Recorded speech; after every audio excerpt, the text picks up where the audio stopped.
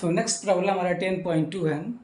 Question है in a lossless medium epsilon R is equal to 4.5, mu R is equal to 1, a uniform plane wave E is equal to 8 cos omega t minus beta z unit vector ax minus 6 sin omega t minus beta z unit vector ay volt per meter propagate at 40 megahertz. Find h, determine beta lambda intrinsic impedance and wave velocity u. तो यहाँ पे आपका जो nature of medium है वो lossless medium है।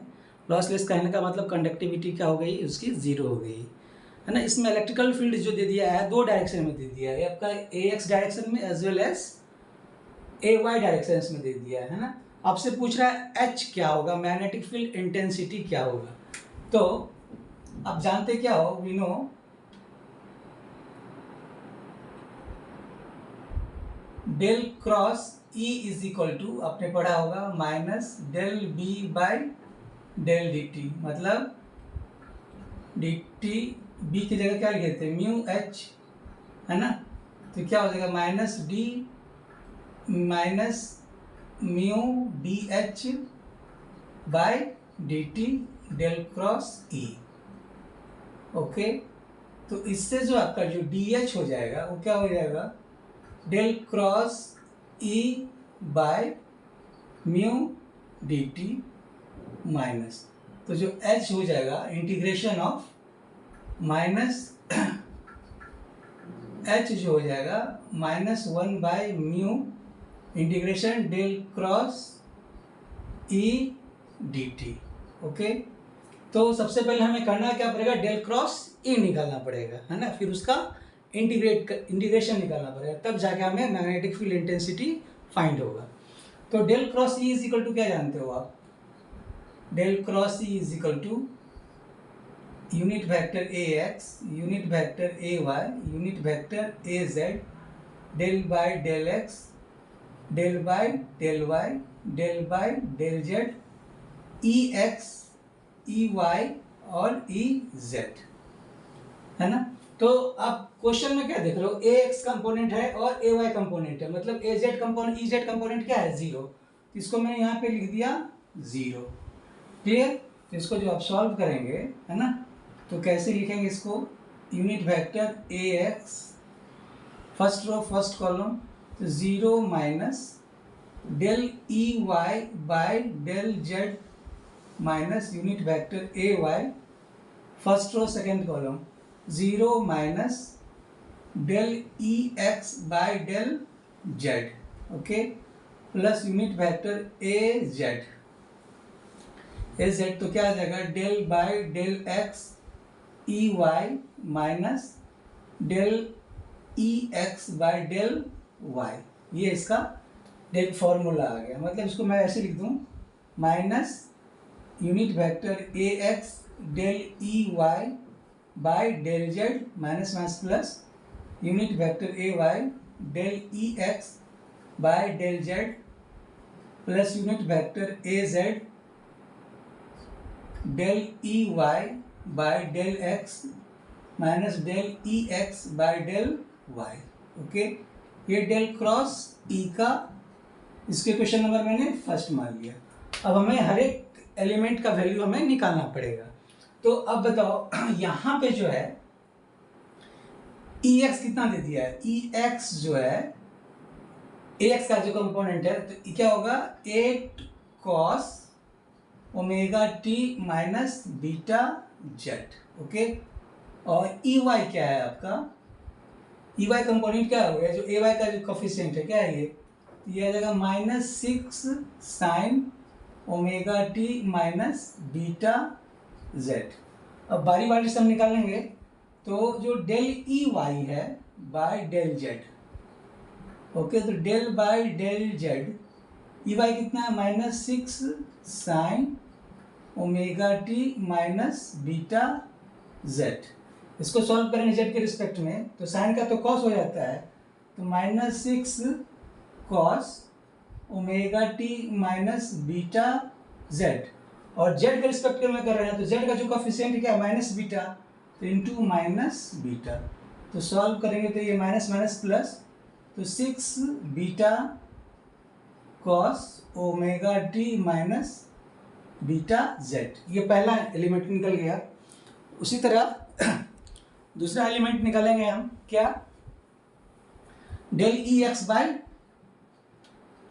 Del Z, तो del by del Z, E X कितना है, ए आपका 8 cos omega T minus beta Z, यही है।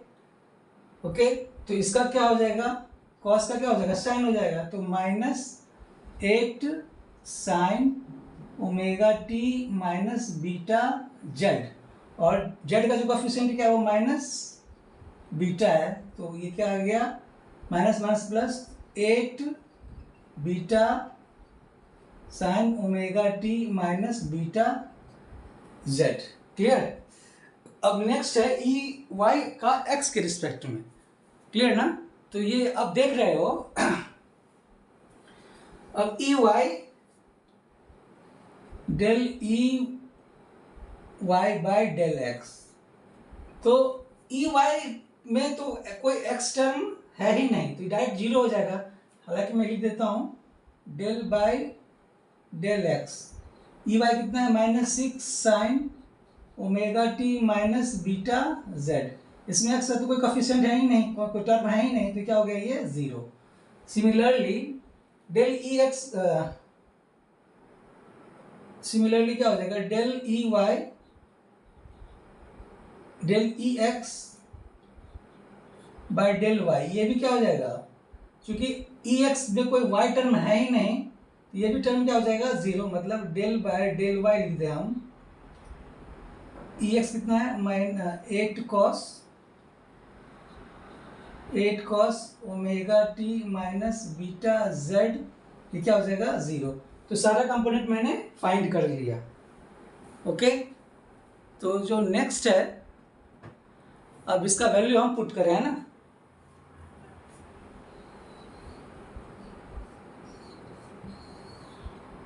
तो क्या होगा, from put all the value, put all calculated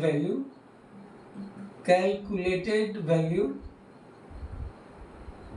in first, तो क्या होगा, del cross E is equal to minus unit vector A x del E y by del x, कितना निकला है, ये जो है ये निकला है ना, तो ये आ गया आपका 6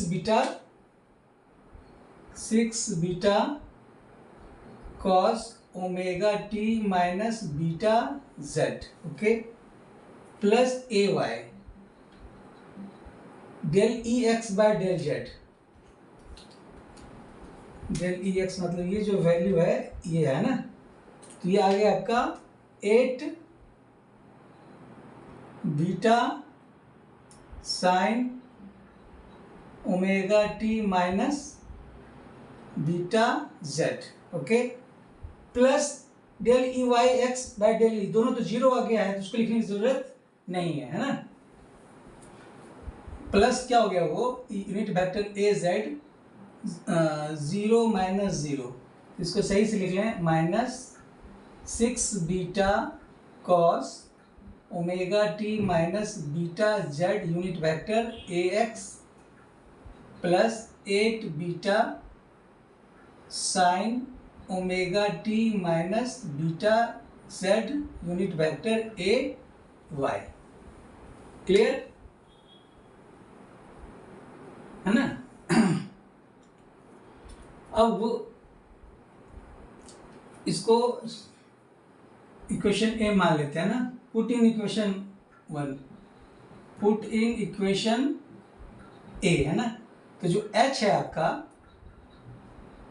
-1 by mu integration del cross E है ये, -6 beta cos omega T minus beta Z unit vector ए X plus 8 beta sine omega T minus beta Z unit vector ए वाई। ओके, इस पूरे का इंटीग्रेशन है ना, डी टी। ये आपका था डेल क्रॉस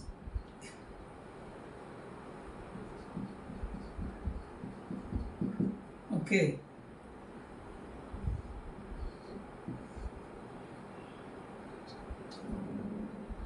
डी टी है ना।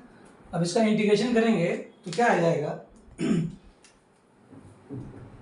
-1/μ 6 cos ओमेगा टी का क्या होता है, साइन हो जाएगा, तो -6 beta sine omega T minus beta z. अब टी का जो कॉफिशिएंट है उसको उससे डिवाइड कर दे, तो टी का कॉफिशिएंट क्या ओमेगा है, तो बाई क्या हो गया ओमेगा।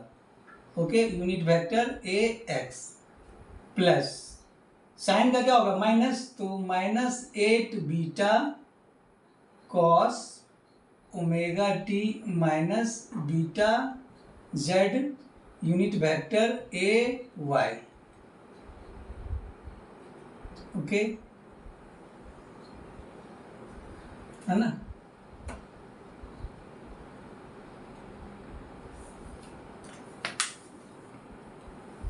क्लियर, ये इसका इंटीग्रेशन आ गया। इसमें बीटा सब में है और ओमेगा सब में, तो बाहर ले लें, और ये माइनस माइनस क्या हो जाएगा प्लस, तो beta by mu W sine 6 sign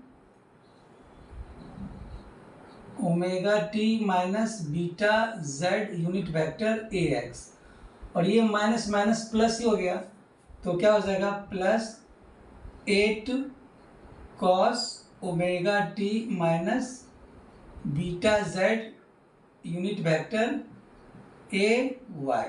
ये आपका मैग्नेटिक फील्ड इंटेंसिटी का एक्सप्रेशन आ गया। ओके, तो फर्स्ट क्वेश्चन आपका बन गया है ना। ओके, अब आपसे नेक्स्ट क्वेश्चन क्या पूछ रहा है, बीटा क्या होगा है ना। तो अब जानते क्या हो कि we know u is equal to क्या होता है ओमेगा बाय बीटा, तो जो बीटा इज इक्वल टू क्या हो जाएगा ओमेगा बाय u, और ओमेगा क्या होता है 2πf बाय u। अब प्रॉब्लम है कि इसमें u कैसे निकालेंगे, जो फेज वेलोसिटी है, तो u इज इक्वल टू क्या होता है 1/μ इंटू एप्सिलॉन, मतलब 1/μ r, म्यू कितना दे दिया है आपका mu 0 mu r epsilon 0। Okay, now इसको आप ऐसे लिख सकते हो mu 0 epsilon 0 into 1/μ r epsilon r है ना। तो ये जो वैल्यू आ गया वेलोसिटी ऑफ लाइट, जो उसको वैल्यू पुट करोगे तो कितना आएगा इसमें 3 इंटू 10 का पावर 8 इंटू 1/√ऑफ म्यू आर कितना दे दिया है 1 इंटू एप्सिलॉन आर कितना दे दिया है 4.5। इसको जो आप सॉल्व करेंगे तो ये आ जाएगा 1.4142 इंटू 10 का पावर 8 मीटर पर सेकेंड। तो ये आपका क्वेश्चन 4th है यू, वो निकल गया फेज वेलोसिटी। ओके, नाउ तो बीटा इज इक्वल टू क्या हो जाएगा, तो beta is equal to 2πf by U है, तो 2πf कितना है 40 मेगाहर्ट्ज, मतलब 40 इंटू 10 का पावर 6 बाय वेलोसिटी आ गया 1.4142 इंटू 10 का पावर 8। इसको जो सॉल्व करेंगे आप, ये आ जाएगा 1.7771 रेडियन पर मीटर। क्लियर, ये बीटा निकल गया। अब आपसे पूछ रहा है इंट्रिंसिक इम्पीडेंस। ओके, तो इंट्रिंसिक इम्पीडेंस का फॉर्मूला जानते हैं आप, क्या होता है सॉरी लैम्डा। लैम्डा क्या होगा, लैम्डा इज इक्वल टू क्या होता है, जैसे beta is equal to 2π by lambda, तो लैम्डा इज इक्वल टू क्या हो जाएगा 2π बाय बीटा, तो तो 2 पाई बीटा कितना निकल गया 1.7771, इसको जो सॉल्व करेंगे आप लैम्डा को तो ये आ जाएगा 3.5356 मीटर। ओके, ये आपका लैम्डा भी निकल गया है ना, यू निकल गया, बीटा निकल गया, लैम्डा निकल गया। अब आपका इंट्रिंसिक इम्पीडेंस निकलना है। ओके, इंट्रिंसिक इम्पीडेंस है ना, तो इंट्रिंसिक इम्पीडेंस क्या जानते हैं आप? मैं यहाँ बना दूं,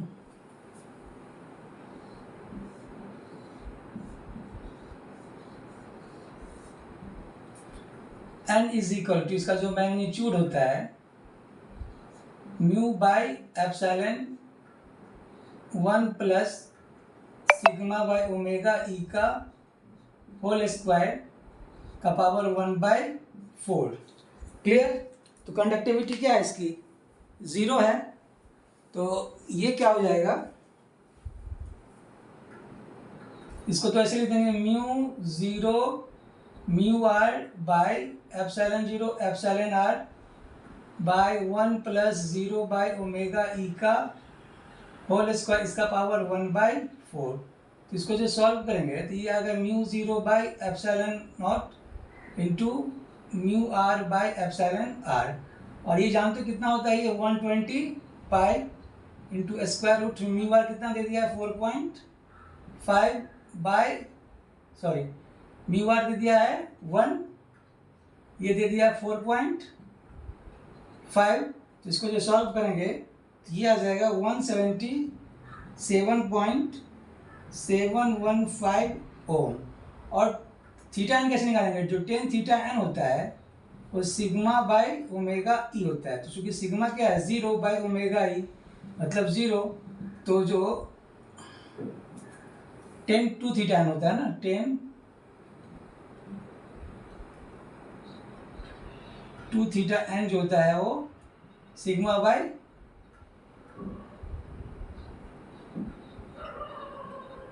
ओके, तो क्या हो जाएगा ये 2 theta N 10 2 theta N is equal to